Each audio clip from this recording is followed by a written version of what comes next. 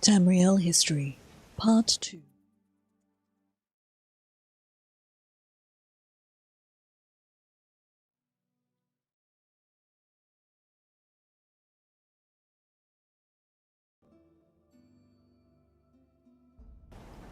History of the Fighters Guild, Part 1.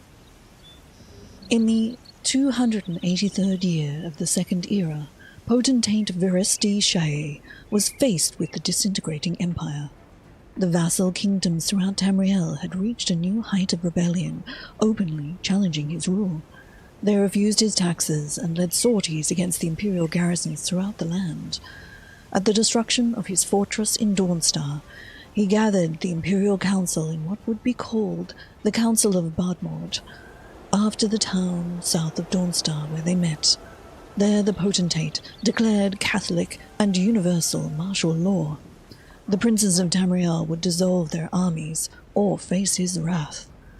The next 37 years were perhaps the bloodiest in the violent history of Tamriel.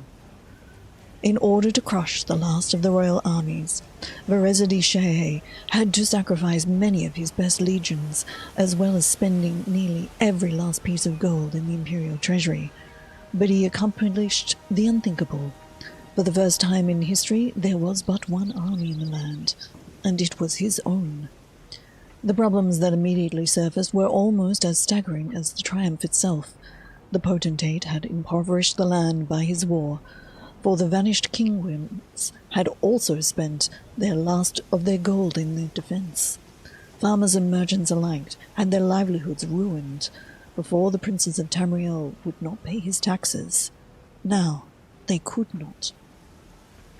The only persons who benefited from the war were criminals, who preyed upon the ruins of the lawless land without fear of arrest now that all the local guards and militia were gone. It was a crisis the Akaviri had seen coming long before he destroyed the last of his subjects' armies, but for which he had no solution. He could not allow his vassals their own armies again, but the land was deeper into the stew of anarchy than it had ever been before. His army sought to fight the rise of crime, but a central authority was no threat against the local underworld.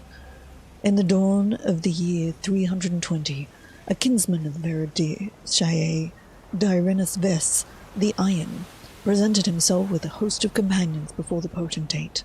It was he who suggested that an order of mercantile warriors for hire, who could be hired by nobility in lieu of a standing army. The employment would temporarily, and a percentage of their fees would go to the potentate's government, thus putting salve on the two of the Veresti Shae's greatest pains. Though it was said then to be called Skiffum after the Teeski word for soldiers, the organization that was to be known as the Fighters Guild had been born. History of the Fighters Guild, Part 2. Dyrenus Ves, the Iron, initially believed the entirety of the order should be composed of Akaviri. This belief of his is not disputed by any historian, though his motivation is often debated.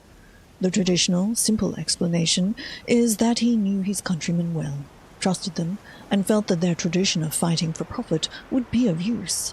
Others believe, with reason, that he and the potentate sought to use the order to effectively complete the conquest of Tamriel, begun over 500 years earlier. When the Akavir attacked Tamriel in the 2703rd year of the First Era, they had been beaten back by the Riemann dynasty. Now they had a potentate on the throne, and with Dyrenus Ves's machinations, the local armies would also be Akaviri. What they had failed to do by combat, they would have successfully accomplished by patience. Many scholars suggest that this was the traditional stratagem of the immortal snake men, the Teeski of the Akavir, who had always time on their side. The point, however, is largely academic. Though the Skiffum did establish themselves in some kingdoms neighboring Cyrodiil, it quickly became apparent that the local warriors were needed. Part of the problem was simply that there were not enough Akaviri for the work that needed to be done. Another part was that the snake men did not understand the geography and politics of the regions they were assigned. It was evident that some non-Akaviri were needed in the Skiffum, and by the midpoint of the year, 3 Nords, a warrior sorceress, a rogue, and a knight were admitted into the order. The knight, whose name has been lost in the sands of time, was also a great armorer, and probably did more to strengthen the organization than anyone but Denarius Vess himself. As has often been stated, the Agaviri, particularly the Teeski, understood weaponry better than armor. Even if they could not wear it themselves, the knight was able to explain to the other Skiffum the weaknesses in their opponent's armor, explaining how many joints there were in a pauldron and greave, and the differences between the Ekitons and the Akmechans, the Gorges and the Gildshrims, pallets and pascards, tabards and tassets. With this knowledge, they made long strides in defeating the brigands, doing far better than their meagre numbers would suggest. It is a joke among historians that if the Akavir had had a Nord armorer in their employ in the First Era, they would have won the invasion. The success of these first 3 outsiders to the Skiffum opened doors for more local members. Before the year was through, Denarius Vess had spread his business throughout the Empire. Young men and women joined this new order en masse for a variety of reasons, including desperate poverty, love of action and adventure, or simply to aid their crime-stricken neighbors. They received training and were immediately put to work helping the aristocracy's problems, assuming the roles of guards and soldiers within their locality. The early success of the Skiffum in combating crime and defeating local monsters so inspired potentate Verisidu Shaye that he entertained representatives from other organizations interested in imperial sanction. Though formed much earlier, the Mages Guild had always been viewed with suspicion by the government. In the 321st year of the Second Era, the potentate gave his approval to the Guild's Act, officially sanctioning the mages, together with the guilds of tinkerers, cobblers, prostitutes, scribes, architects, brewers, vintiers, weavers, rat-catchers, furriers, cooks, astrologers, healers, tailors, minstrels, barristers, and the Skiffum. In the charter, they were no longer called the Skiffum, however, bowing to the name that had become known as by the people. They were to be called the Fighters Guild. All the guilds and those that followed by later sanctions would be protected and encouraged by the Empire of Cyrodiil, recognizing their value to the people of Tamriel. All would be required to pay to expand their influence throughout the land. The Empire was strengthened by their presence, and the imperial coffers were filled once again. Shortly after Verisidu Shaye's death, only 3 years after the Guild Act, his heir, Saverin Chorak, allowed the reformation of the local armies. The Fighters Guild was no longer the principal arm of the local aristocracy, but their worth had already been established. Though they were certainly strong individuals who sought out their own fortunes in the past, many historians have suggested that Denarius Vess was the ancestor in spirit of the modern phenomenon of adventurers, those men and women who dedicate their lives to questing for fame and fortune. Thus, all owe a debt of gratitude to the Fighters Guild, not only its members, but also to the people who have been helped by its neutral policy of offering strong arms for a fee within the boundaries of the law. Without them, there would be no guilds of any kind, and it may be argued, no model for the independent adventurer. House Tharn of Nibene, Noble Families of Cyrodiil, Volume 17, by Count Oppius Vortiporix. House Tharn of Cyrodiil is one of the most distinguished noble families of northern Nibene, where they have held extensive estates since the early in the First Era. The family may, as they claim, be as old as the First Era itself. As house historians like to point out, there is a Theranos ye Redhand mentioned in the Tamriel texts of First Era 200. In those days, before Alessia's slave rebellion, this Proto-Tharn was apparently a slave overseer employed by the Aeliad elves of Phanassus, a mining hold in the hills north of modern-day Shadenhall. Based upon the fact that the Aeliads were known to have kept business records in red ink, the Tharn historians posit that this Red Hand was probably literate and employed in some sort of clerical capacity.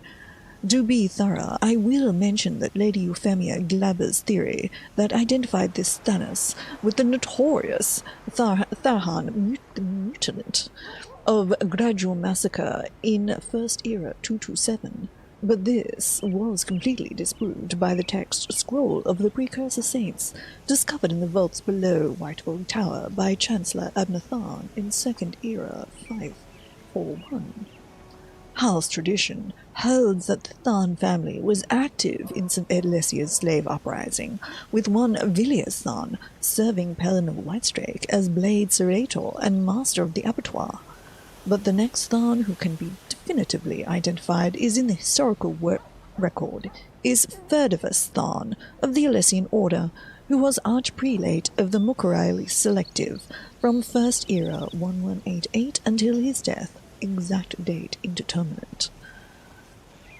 Ferdivus is best remembered today as the author of sermons denouncing the 17 leniencies.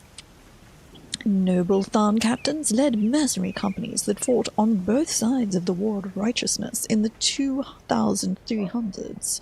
When the dust settled, General Turpus Volte-Face Than was in possession of the broad holdings that the family today calls home. Taking the title Earl of Altershaden-Hall, Turpus married a niece of Admiral Bendu Olo and set about fathering numerous descendants. Several generations of Thans served nobly and well during the Roman Empire, including Regulus Than, who received the tradition of Imperial Battle Mage, and Excrus Than, the Emperor Castab's Minister of Punation.